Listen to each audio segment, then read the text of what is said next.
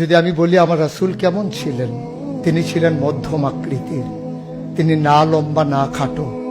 তিনি কখনো বা যখন হাজারো মানুষের সামনে দাঁড়াতেন, বিদায় হজের সময়ে 1,40,000 সাহাবা যখন ময়দানে, তিনি যখন আস্তে করে উঠে দাঁড়ালেন, ওনার চাইতে অনেক লম্বা লম্বা মানুষ থাকার পরেও অবাক বিশ্বে সবাই তাকিয়ে দেখলো সবার উপর দিয়ে যে মানুষটির মাথা মুবারক দেখা যায়, তিনি নবী মুহাম্মদুর রাসূলুল্লাহ সাল্লাল্লাহু আলাইহি ওয়াসাল্লাম।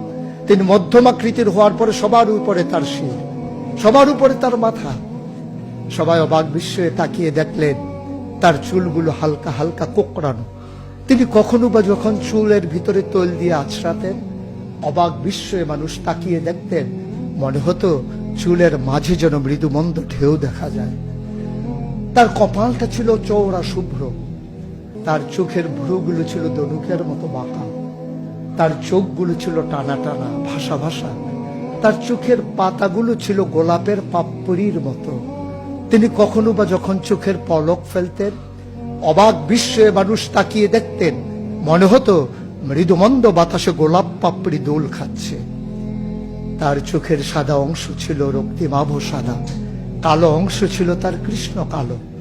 তার ঠোঁটগুলো ছিল গোলাপি রঙের, তার নাকটা ছিল খাড়া, ছিদ্রগুলো ছিল ছোট ছোট, নাকের নিচে ঠোঁটের উপরে ছিল চিকন সরু গোঁফ। তিনি কখনো বা যখন মুচকি হাসতেন, তার গোলাপি রঙের ঠোঁট দুটো যখন একটু ফাঁক হয়ে যেত আর দাঁতগুলো যখন বের হয়ে যেত, মানুষ অবাক বিস্ময়ে খুঁজত কোথাও যেন বিজলি চমকিয়েছে। তিনি যখন প্রচন্ড গরমের মাঝে ঘেমে সিক্ত হতেন, কপালে তার মুক্তার দানার মতো ঘাম জমে যেত। তিনি যখন দৌড়ে দৌড়ে তার বিবিদের ঘরে যেতেন, আমাদের মায়েদের ঘরে, আল্লাহ রাসূল সাল্লাল্লাহু আলাইহি সাল্লাম ঘরে ঢোকার পরে মায়েরা দেখতেন কপালের মাঝে মুক্তার দানার মতো বিন্দু বিন্দু ঘাম জমে আছে।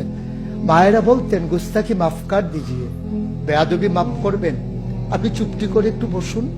নবীকে বসিয়ে ওরা ছোট্ট শিশি খুঁজে বের করতেন, অতি যত্নে পরম আদরে তার কপালের ঘামগুলো তারা শিশির ভিতরে ভরে মুখ বন্ধ করে রেখে দিতেন। ঈদ যখন আসতো, বিয়ে যখন হতো, জমানো ঘাম তারা আতর হিসেবে ব্যবহার করতেন। এ নবী তো সে নবী, হেঁটে গেছেন 1 মাস আগে রাত পথ ধরে, যাওয়ার পরে তিনি তো চলেই গেছেন।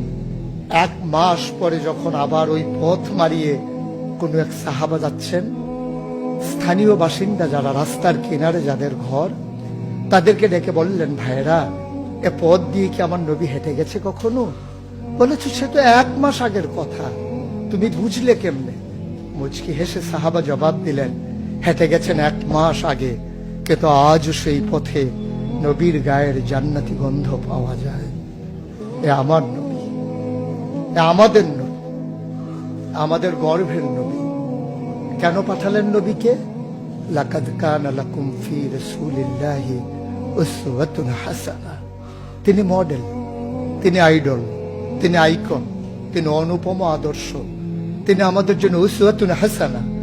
তিনি পথ দেখিয়েছেন কেমন করে একটা ছেলে তার মায়ের কাছে ভালো সন্তান হতে পারে।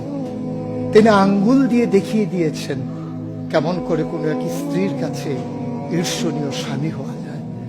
তিনি আচরণ করেছেন মা আয়েশার সাথে এমন যে আচরণ আজও যদি কোনো মেয়েরা করে, তাহলে তার স্বামী হবে তার কাছে সেরা স্বামী, শুধু সেই স্বামী তার স্ত্রীর সাথে সেই ব্যবহার করে।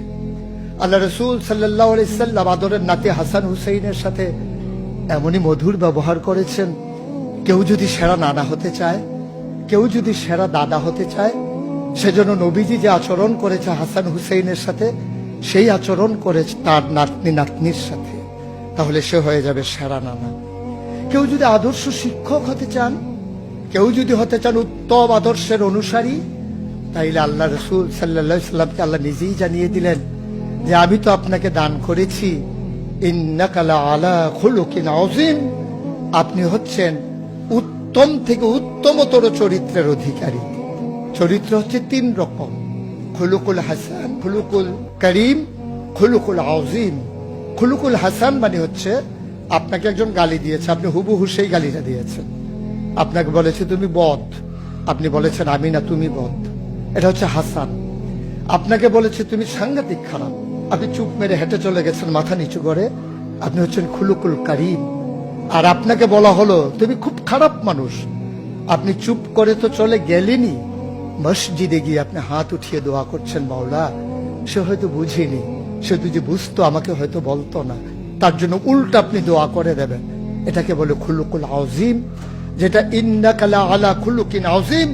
আল্লাহ বলছেন, ও নবী, আমি হলাম সর্বোত্তম মর্যাদার অধিকারী, আর আপনি হচ্ছেন সর্বোত্তম চরিত্রের অধিকারী।